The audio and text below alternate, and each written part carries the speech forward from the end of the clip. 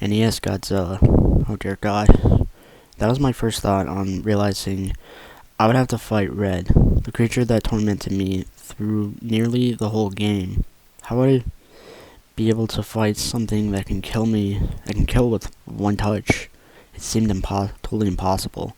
Thankfully, Red was no longer able to deliver one-hit kills, but despite that, this was still the most difficult battle I've ever faced, in this game or otherwise. If I had any real comprehension of what I was getting into before I started the fight, I would never have done it. I very soon learned what a horrible mistake I had made. Red reached down and clawed at Godzilla, and when those claws cut through him, I felt it. I know that it's common for people to cringe up when their video game character gets hit or loses a life, but this was not that. This was genuine physical pain. When the pain struck me, I paused the game. I hadn't suffered any actual injuries, but it felt just like my shoulder had been clawed through. I had seen and experienced many unpleasant things at this point, but the game causing me real pain was where I drew the line. Yes, I would be disappointed that I wouldn't get to see the ending, but the risk was no longer worth it. I was about to get up to take one last screenshot and turn off the NES when I realized something else. I couldn't get up. I was paralyzed in my seat. The only muscles I could move were my fingers and thumbs.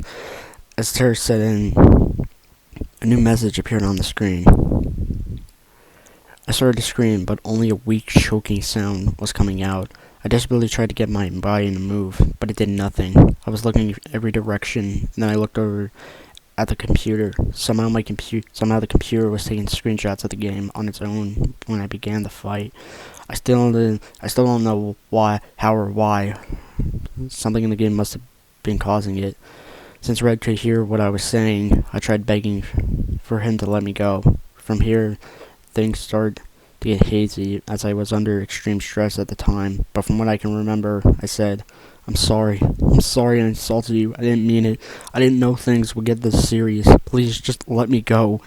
If you let me go, I promise I will never tell anyone or turn the game on ever again, please. And Red replied, only one will survive. The statement could not have been any more clear. If I couldn't kill Red, then he would kill me. Like an idiot, I had played around with something I didn't understand, and now it might cost me my life. I stopped struggling to move and accepted the reality of the situation. There was only one way to get out of this alive. I had to kill Red. It all went by so fast. If it weren't for the screenshots, I might not have remembered any of this. Just like in the chase levels, Red moved at a horrifyingly fast speed. There was barely enough time to process a thought, and thus there was no time to form a strategy. I had to rely solely on my wits and reflexes. To make things worse, there was no way to predict what kind of attacks Red might use, so I constantly had to be on the offensive and defensive. I felt that every hit that Godzilla took, they all hurt. I tried so hard to avoid the damage, but every attack that I dodged left me vulnerable to another, and the pain would only get worse. After he jumped over me, Red's eyes started to glow. I moved as far back as I could and ducked, but there was no dodging this one. When this hit me, I really did scream. I screamed so loud that someone else in the apartment should have heard me, but they didn't. Just looking at the image hurts me, making me remember the incinerating burn. I paused the game because it hurt so bad, but Red unpaused the game to attack me again, which made me furious. I immediately counterattacked with a heat beam, again and again, until the power meter was totally diminished. I wanted Red to hurt like I did. Just before the timer ran out, Red transitioned into his swimming form. I didn't think the timer would still be affecting a battle like this. I'm thankful for it, because it gave me a few minutes to collect my thoughts and decide what to do next. I chose to fight Red's next two forms of the monsters I had encountered them with. So Angerus was next. It probably wasn't at all that Probably wasn't all that smart of an idea, but it's what I did. I jumped up and he beamed Red in the face, and he moved off screen where I couldn't reach him. Then a wave of large mines started to fall from above. I felt this was unfair, so I shouted, "If you're gonna cheat, then why do you even let me use the controller?"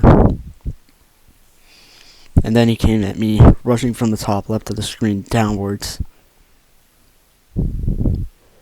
Damn it! Now I wouldn't even be able to see where his next attack was coming from. Red continued to strike from random angles. I constantly moved to swerve around him. Another 40 seconds went by and Ingress was nearly gone. But together we had forced Red into his flying form, so it was Mothra's turn next.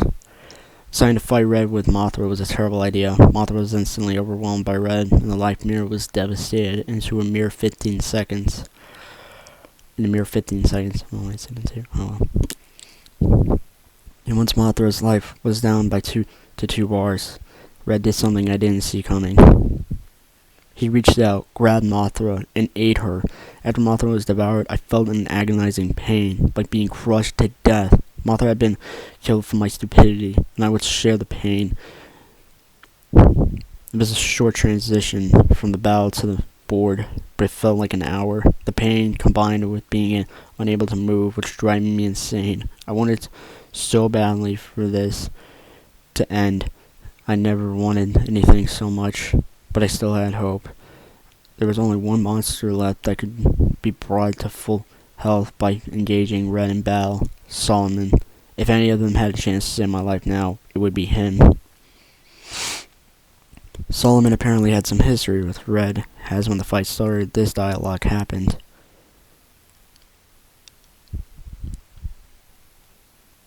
Red took me by surprise again by immediately burning me with his demonic fire for a second time.